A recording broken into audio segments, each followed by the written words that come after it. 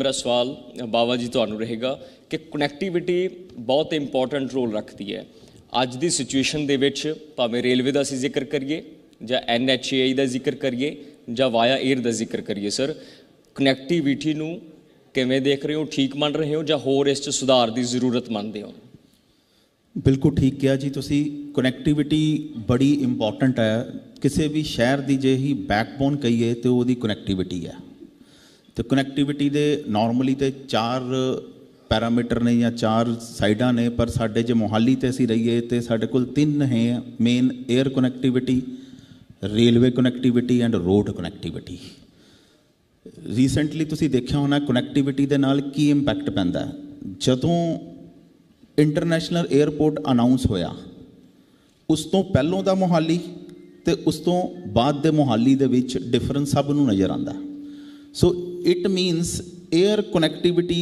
जदों होई उदों एक शहर दा जिन्हों को डिज़ाइन ही बदल जाता है शहर की डिवेलपमेंट ही बदल जाती है सिमिलरली रेल क्योंकि साडी जिहड़ी मैक्सीमम पापूलेशन है साडा जे सब तो वड्डा इंप्लॉयमेंट देख लीए या सब तो वड्डा एक सैक्टर देख लीए रेलवे सैक्टर है साडी maximum population because air connectivity limited है हजे भी क्योंकि हर बंदा अफोर्ड नहीं कर पाता रेलवे कनैक्टिविटी बहुत ही इंपॉर्टेंट कनैक्टिविटी है तो इस शहर के नाल क्यों जो रेलवे भी साडी कनैक्टेड है असी लकी हैं भी उन्हें भी साडी इस शहर की डिवेलपमेंट नूं काफ़ी ज़्यादा अगे पहुँचाया एंड सिमिलरली जे असी हुण गल करिए रोड कनैक्टिविटी वो सब तो पॉपूलर कनैक्टिविटी है रोड कनैक्टिविटी क्योंकि जे रोड कनैक्टिविटी नहीं होएगी किसी भी शहर नूं तो शहर सस्टेन ही नहीं कर सकता मैं उहदे वास्ते मीन बड़ा थैंकफुल भी हैं क्योंकि मैं हजे सिटी लैवल ते गल करांगा हौली हौली असी आवांगे भी कनैक्टिविटी दी क्योंकि सिर्फ शहर की कनैक्टिविटी नहीं इंटरनल जिहड़ी सर्कुलेशन है इंटरनल जिहड़ी ट्रैफिक है वो शहर की वो भी सक्सैसफुल होने च बड़ी ज़्यादा इंपॉर्टेंट रोल प्ले करती है पर हजे असी गलबात कर रहे हैं भी जिदा सिटी की कनैक्टिविटी नैशनल हाईवे बड़े सपोर्ट कर रहे हैं जी जिदा सिटी की कनैक्टिविटी हुण साडे कोल लेटेस्ट जे असी देखिए भी साडे शहर बड़े कंजस्टिड हो गए पहलों साडा चंडीगढ़ कंजस्टिड हुंदा सी हर एक नूं जे हिमाचल जाना है जम्मू जाना है या रेस्ट ऑफ पंजाब च जाना है तो दिल्ली वालों आ रहा तो उन्होंने चंडीगढ़ दे विचों लंघ के जाना पैंदा सी उनकी कनैक्टिविटी नूं असीं की कीता भी जदों PR7 रोड जिन्हों असीं कह दिंदे हां मोहाली दी एयरपोर्ट रोड जदों असीं वो एयरपोर्ट रोड बनाती तो काफ़ी रिलीफ चंडीगढ़ नूं तो मिल गया पर मोहाली एक बड़ा ज़्यादा वो हैवी रोड बन गई जिहदे विच हुण कह लो भी वो चीज़ नूं ट्राई सिटी नूं लैंदे होए ईवन नैशनल हाईवे ने साडा एक प्रोजैक्ट टेकअप कर रहे हैं PR1 रोड जिन्हों असीं कह दिंदे that is basically A bypass of Chandigarh and Mohali ਇਹਦੇ ਤੇ ਜੇ ਹੀ ਗੱਲਬਾਤ ਕਰਾਂਗੇ ਸਾਡੀ ਵੈਸੇ ਤੇ 100 ਕਿਲੋਮੀਟਰ ਦੀ ਇੱਕ ਸੜਕ ਹੈ ਜਿਹੜੀ ਨਾਟ ਓਨਲੀ ਦਿਸ ਇੱਕ ਕਹ ਲਓ ਪੰਜਾਬ ਚੋਂ ਜਾ ਰਹੀ ਹੈ ਹਰਿਆਣਾ ਪੰਜਾਬ ਤੇ ਹਿਮਾਚਲ ਦੀ ਕਨੈਕਟੀਵਿਟੀ ਹੈ ਫਿਲਹਾਲ ਉਹਨੂੰ ਫੇਜ਼ਿਸ 'ਚ ਲੈ ਰਹੇ ਆ ਨੈਸ਼ਨਲ ਹਾਈਵੇ ਉਹ ਸੜਕ ਬਣਨ ਦੇ ਨਾਲ ਬਹੁਤ ਜ਼ਿਆਦਾ ਸਿਟੀ ਨੂੰ ਤੇ ਰਿਲੀਫ ਮਿਲੇਗਾ ਪਰ ਇਹ ਵਾਲੇ ਰੀਜ਼ਨ ਦੀ ਜਿਹੜੀ ਕਨੈਕਟੀਵਿਟੀ ਹੈ ਵਿਦ ਦਾ ਅਦਰ ਸਟੇਟਸ ਉਹ ਬਹੁਤ ਜ਼ਿਆਦਾ ਇੰਪਰੂਵ ਹੋ ਜਾਏਗੀ सो कनैक्टिविटी तो डेफिनेटली बहुत इंपॉर्टेंट रोल प्ले करती है किसी भी शहर वास्ते शहर की डिवेलपमेंट वास्ते जी थोड़ी सब दी जो कनैक्टिविटी है इंटरकनैक्ट है आपस दे विच चाहे रेलवे चाहे सड़की है चाहे हवाई है अगर रेलवे कनैक्टिविटी की गल की जाए तो यात्रा की सहूलत के लिए की किन्ना चीज़ों पर थोड़ा फोकस होंदा किन्ना चीज़ों का ख्याल रखा जाता है मैडम जिवें कि बाबा जी ने दसिया कि कनैक्टिविटी किसी भी शहर की इकनॉमिक ग्रोथ लिए बहुत ही जरूरी एक पॉइंट हैगा तो अगर तुसी देखोगे तो पिछे रेलवे के थ्रू कनैक्टिविटी बहुत सुधार किया गया आपां वंदे भारत ट्रेन चलाई है जिहड़ी कि आपां नूं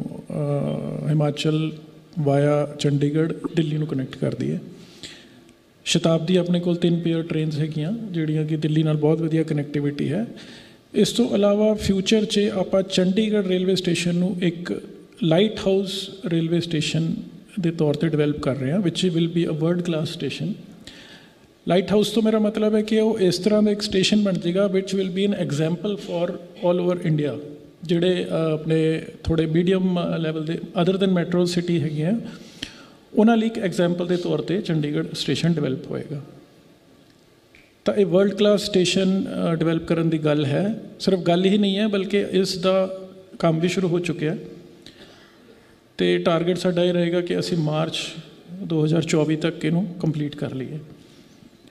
ਉਹਦੇ ਨਾਲ ਤੁਸੀਂ ਦੇਖੋਗੇ ਕਿ ਜਿਹੜਾ ਮੋਹਾਲੀ, ਚੰਡੀਗੜ੍ਹ ਤੇ ਪੰਚਕੂਲਾ ਟਰਾਈ ਸਿਟੀ ਹੈ ਉਹਨੂੰ ਬਹੁਤ ਫਾਇਦਾ ਹੋਏਗਾ। ਇਹਦੇ 'ਚ ਪੰਚਕੂਲਾ ਲਈ ਇੱਕ ਸੈਪਰੇਟ ਟਰਮੀਨਲ ਹੈ and it will be a level of international airport ਜਿਵੇਂ ਹੁੰਦੇ ਆ ਉਸ ਤਰ੍ਹਾਂ ਦਾ ਇਹ ਸਟੇਸ਼ਨ ਡਿਵੈਲਪ ਹੋਏਗਾ। ਹੋਰ ਆਪਾਂ ਕਨੈਕਟੀਵਿਟੀ ਦੀ ਗੱਲ ਕਰੀਏ ਤਾਂ ਚੰਡੀਗੜ੍ਹ ਤੋਂ ਬੱਦੀ ਤੱਕ ਇੱਕ ਲਾਈਨ ਦਾ ਪ੍ਰਪੋਜ਼ਲ ਹੈ, ਪ੍ਰਪੋਜ਼ਲ ਨਹੀਂ ਬਲਕਿ ਕੰਮ ਚੱਲ ਰਿਹਾ ਹੈ ਇਹਦੇ 'ਤੇ। 30 ਕਿਲੋਮੀਟਰ ਦੀ ਲਾਈਨ ਹੈ। ਜਿਵੇਂ ਕਿ ਤੁਹਾਨੂੰ ਪਤਾ ਕਿ ਬੱਦੀ ਜਿਹੜਾ ਹੈ ਇੱਕ ਫਾਰਮਾ ਦਾ ਹੱਬ ਹੈ, ਤਾਂ ਇਹਦਾ ਵੀ ਟਾਰਗੇਟ ਸਾਡਾ 2025 ਤੱਕ ਕੰਪਲੀਟ ਕਰਨ ਦਾ ਹੈਗਾ। ਨਾਰਕ ਸਾਹਿਬ, ਚੰਡੀਗੜ੍ਹ ਨੂੰ ਜਾਂ ਮੋਹਾਲੀ ਨੂੰ ਦਿੱਲੀ ਨਾਲ ਜੋੜਨ ਵਾਸਤੇ ਤੁਹਾਡੇ ਸਾਹਮਣੇ ਬਹੁਤ ਵੱਡੇ ਚੈਲੰਜਸ ਨੇ, ਖਾਸ ਕਰਕੇ ਨੈਸ਼ਨਲ ਹਾਈਵੇ ਅਥਾਰਟੀ ਨੂੰ ਜਿਹੜੇ ਸੁਪਰਵਿਜ਼ਨ ਕਰ ਰਹੇ ਨੇ ਵਜ਼ੀਰ ਗਡਕਰੀ ਸਾਹਿਬ ਦਾ ਇੱਕ ਚੈਲੰਜ ਸੀ ਕਿ ਅਸੀਂ ਜੰਮੂ ਕਟੜਾ ਤੋਂ ਦਿੱਲੀ ਦੇ ਜਿਹੜੇ ਐਕਸਪ੍ਰੈਸ ਅਸੀਂ ਵੇ ਬਣਾਉਣ ਜਾ ਰਹੇ ਹਾਂ ਉਹ ਕੁਝ ਘੰਟਿਆਂ ਦੇ ਵਿੱਚ ਲੋਕ ਸਫ਼ਰ ਤੈਅ ਕਰਨਗੇ। ਕਿੰਨੇ ਘੰਟਿਆਂ ਦੇ ਵਿੱਚ ਰੇਲਵੇ ਪਹੁੰਚੇਗੀ ਸਰ ਦਿੱਲੀ ਤੋਂ ਮੋਹਾਲੀ ਜਾਂ ਚੰਡੀਗੜ੍ਹ? ਦੇਖੋ, ਇੱਕ ਤਾਂ ਮੋਹਾਲੀ ਦੀ ਕਨੈਕਟੀਵਿਟੀ ਨੂੰ ਇੰਪਰੂਵ ਕਰਨ ਲਈ ਅਸੀਂ ਮੇਨ ਲਾਈਨ ਤੋਂ 5 ਟ੍ਰੇਨਸ ਜਿਹੜੀਆਂ ਨੇ ਉਹ ਡਾਈਵਰਟ ਕੀਤੀਆਂ ਹੈਗੀਆਂ। ਤੇ ਜਿੱਥੋਂ ਤੱਕ ਸਪੀਡ ਦਾ ਕੁਐਸਚਨ ਹੈ, ਆਪਾਂ ਸਪੀਡ ਟਰਾਈ ਕਰ ਰਹੇ ਹਾਂ ਕਿ ਇਸ ਟਰੈਕ 'ਤੇ 130 ਕਿਲੋਮੀਟਰਸ ਪਰ ਆਰ ਦਾ ਟਾਰਗੇਟ ਹੈਗਾ। 100 ਕਿਲੋਮੀਟਰਸ ਪਰ ਆਰ ਆਲਰੇਡੀ ਹੈਗੀ ਹੈ, ਤਾਂ we will be reaching 130 kilometres per hour ਦੀ ਸਪੀਡ ਹੋ ਜਾਏਗੀ। ਤਾਂ ਨੈਚੁਰਲੀ ਟਾਈਮ ਜਿਹੜਾ ਹੈ ਉਹ ਆਪਣਾ ਸੇਵਿੰਗ ਹੋ ਜਾਏਗਾ ਅਤੇ ਬਹੁਤ ਘੱਟ ਟਾਈਮ 'ਚ ਆਪਾਂ ਦਿੱਲੀ ਨਾਲ ਕਨੈਕਟ ਹੋ ਜਾਵਾਂਗੇ, ਭਾਵੇਂ ਉਹ ਚੰਡੀਗੜ੍ਹ ਹੋਏ ਭਾਵੇਂ ਮੋਹਾਲੀ ਹੋਏ। ਜੀ, ਨੀਰਜ ਗੁਪਤਾ ਜੀ ਵੀ ਜੁੜੇ ਨੇ, ਚੀਫ ਇੰਜੀਨੀਅਰ ਨੇ, lead team NHAI national highways authority of India. ਔਰ ਕਿਸ ਤਰ੍ਹਾਂ ਟੀਮ ਲੀਡ ਕਰਦੇ ਹੋ ਤੁਸੀਂ? ਕਿਸ ਤਰ੍ਹਾਂ ਟੀਮ ਲੀਡ ਕਰਦੇ ਹੋ? Working as a consultant post retirement with NHAI। Please sir mike ਨੇੜੇ ਕਰ ਲਓ ਤਾਂ ਜੋ ਕਿਸੇ ਤਰ੍ਹਾਂ ਦੀ ਅਸੁਵਿਧਾ ਦਰਸ਼ਕਾਂ ਤੇ ਸਾਡੇ ਸਰੋਤਿਆਂ ਨੂੰ ਨਾ ਆਵੇ। ਚੰਡੀਗੜ੍ਹ ਅੰਬਾਲਾ ਐਂਡ ਚੰਡੀਗੜ੍ਹ ਪਰਵਾਨੂ ਸੈਕਸ਼ਨਸ ਉਹਦੀ ਮੇਨਟੇਨੈਂਸ ਨੂੰ। ਜੀ ਗੁਪਤਾ ਸਾਹਿਬ, ਤੁਹਾਡੇ ਸਾਹਮਣੇ ਇੱਕ ਬਹੁਤ ਵੱਡਾ ਚੈਲੰਜ ਹੈ। ਦੇਖੋ, ਨਾਰੰਗ ਸਾਹਿਬ ਬੈਠੇ ਹੈ, ਕਹਿੰਦੇ 130 ਦੀ ਸਪੀਡ 'ਤੇ ਗੱਡੀਆਂ ਭੱਜਣਗੀਆਂ। ਗਡਕਰੀ ਸਾਹਿਬ ਕਹਿੰਦੇ ਆ ਕਿ ਅਸੀਂ ਜੰਮੂ ਤੋਂ ਦਿੱਲੀ ਗੱਡੀ 2.5 'ਚ ਜਿਹੜੀ ਤੁਸੀਂ ਲਾ ਸਕਦੇ ਹੋ, 3 ਲਾਈਨ 4 ਲਾਈਨ ਜਿਹੜੇ ਐਕਸਪ੍ਰੈਸ ਵੇ ਬਣਨਗੇ। ਤਾਂ ਕਿਵੇਂ ਤੁਸੀਂ ਬੀਟ ਕਰੋਗੇ? ਇੱਕ ਪਾਸੇ ਰੇਲਵੇ ਖੜੀ ਹੈ, ਦੂਜੇ ਪਾਸੇ ਤੁਹਾਡੀਆਂ ਸੜਕਾਂ। ਸਰ, ਅਸੀਂ ਵੀ ਜਿਹੜੇ NHAI ਦੀ ਪਲੈਨਿੰਗ ਹੈ ਜੀ ਅਗਲੇ 2 ਸਾਲ ਵਿੱਚ we are coming up with at least 5 greenfield projects ਜਿਹੜੇ ਕਿ 150 ਕਿਲੋਮੀਟਰ ਗ੍ਰੀਨਫੀਲਡ ਅਲਾਈਨਮੈਂਟ ਹੈ around the tricity and approximately at a cost of 4000 crores. ਇਹ ਸਾਰੇ ਪ੍ਰੋਜੈਕਟ ਜਿਹੜੇ ਹੈ they are at advance stage, bidding level 'ਤੇ ਹੈਗੇ। ਅਗਲੇ 2-2.5 ਸਾਲ ਦੇ ਵਿੱਚ ਦੇ ਆਰ ਗੈਟਿੰਗ ਕੰਪਲੀਟਡ, ਜਿਹਦੇ 'ਚੋਂ ਇੱਕ ਤਾਂ ਹੈਗਾ ਚੰਡੀਗੜ੍ਹ ਅੰਬਾਲਾ ਗ੍ਰੀਨਫੀਲਡ ਸੈਕਸ਼ਨ ਹੈਗਾ। ਦੂਜਾ ਹੈਗਾ ਇਹ ਜਿਹੜਾ PR7 ਦੀ ਐਕਸਟੈਂਸ਼ਨ ਹੈ which is called Zirakpur Panchkula bypass. This will start somewhere at ਆਪਣਾ ਜਿਹੜਾ ਏਅਰਪੋਰਟ ਰੋਡ ਤੋਂ ਜਿਹੜੀ ਕਨੈਕਟੀਵਿਟੀ ਹੈ ਟੂਵਰਡਸ ਓਲਡ ਪੰਚਕੂਲਾ ਜਿਹੜਾ ਚੌਂਕ ਹੈ ਉੱਥੇ ਤੱਕ ਇਹ ਬਾਈਪਾਸ ਦੀ ਤਰ੍ਹਾਂ ਐਕਟ ਕਰੇਗਾ। So PR7 is already constructed, about 7 kilometre is already there.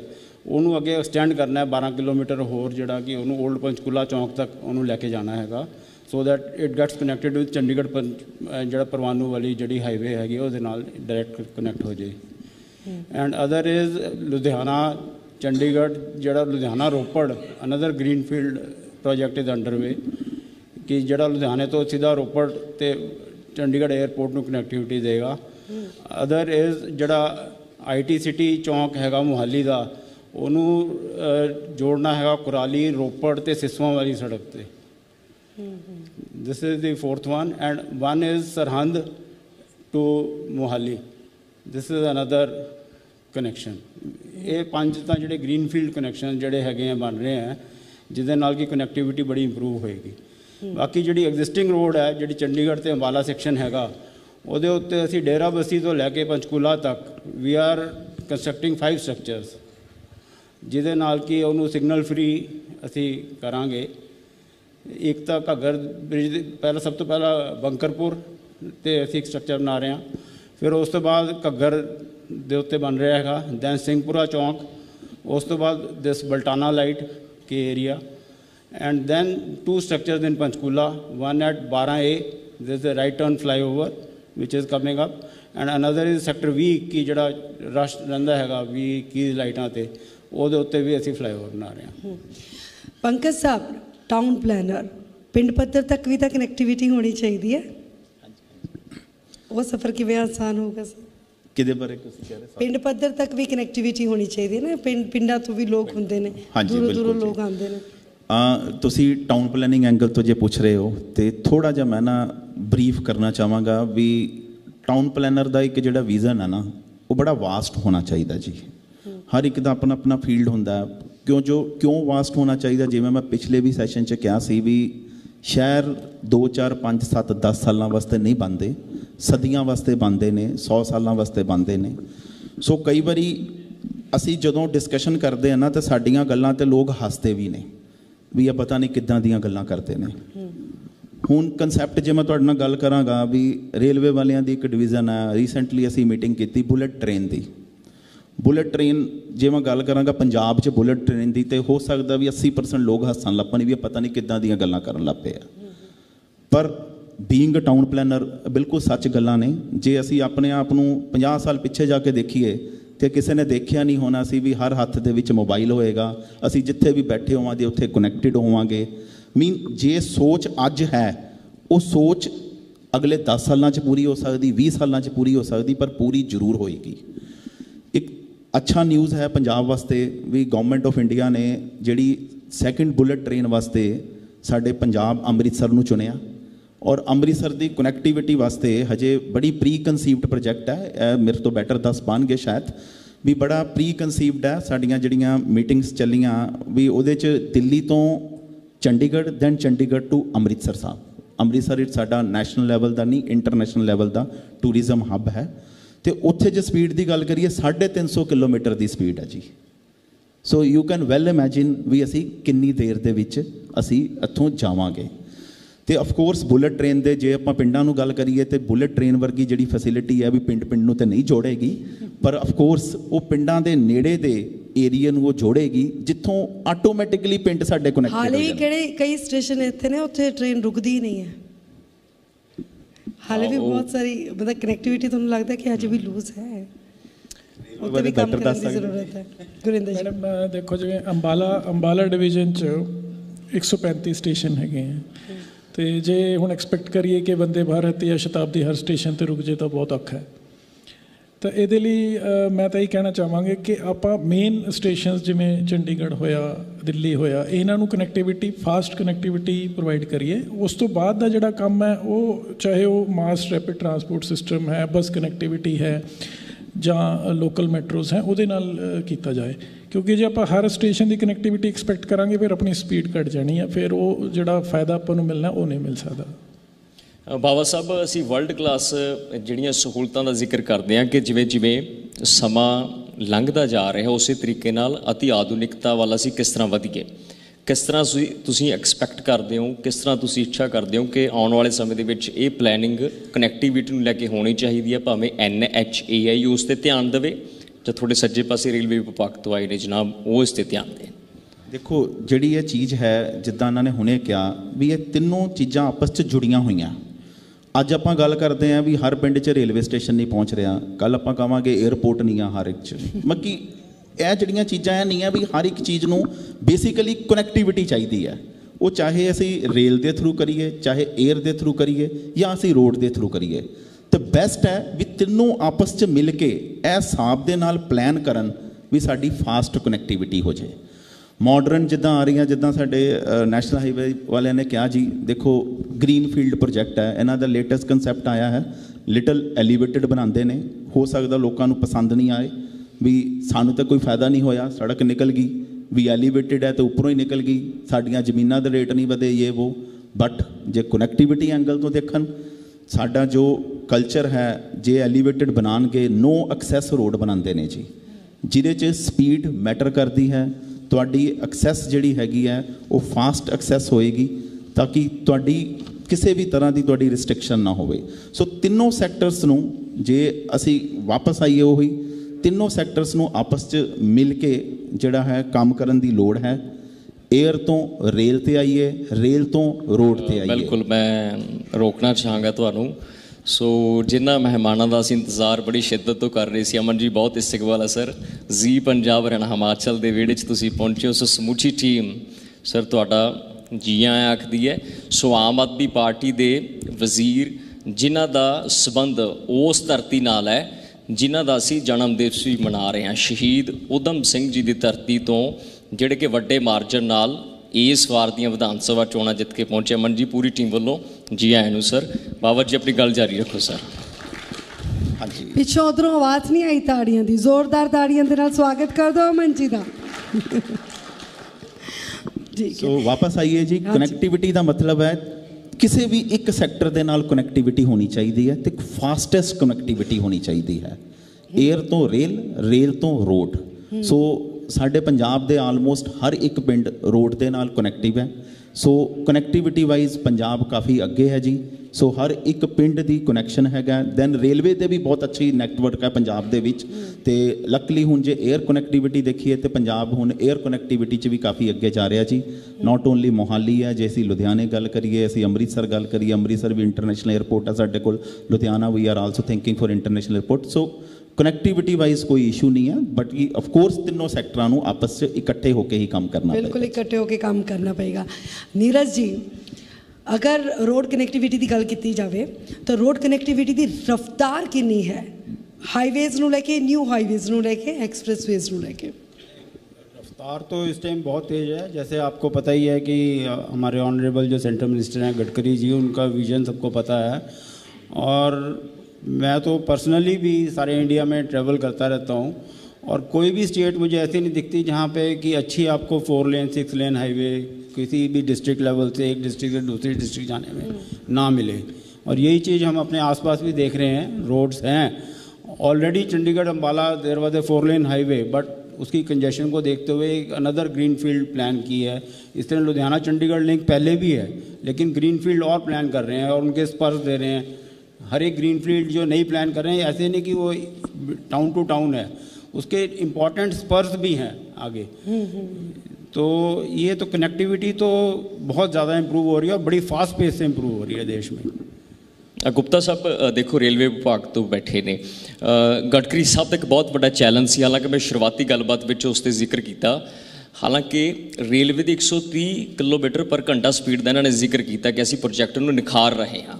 Sir ਤੁਹਾਡਾ ਕੀ ਮੰਨਣਾ ਹੈ, ਜਿਸ ਤਰ੍ਹਾਂ ਨਾਲ ਰੋਡ ਨਵੇਂ ਬਣ ਰਹੇ ਹੈ, ਕਿੰਨੇ ਘੰਟਿਆਂ ਦੇ ਵਿੱਚ ਅਸੀਂ ਦਿੱਲੀ ਤੋਂ ਜਿਹੜਾ ਚੰਡੀਗੜ੍ਹ ਦਾ ਸਫ਼ਰ ਵਾਇਆ ਰੋਡ ਤੈਅ ਕਰਾਂਗੇ? दिल्ली से चंडीगढ़ अभी भी देखो जी, प्रॉब्लम ये है कि हम 4 लेन बना लें, 4 लेन को 6 लेन कर लें।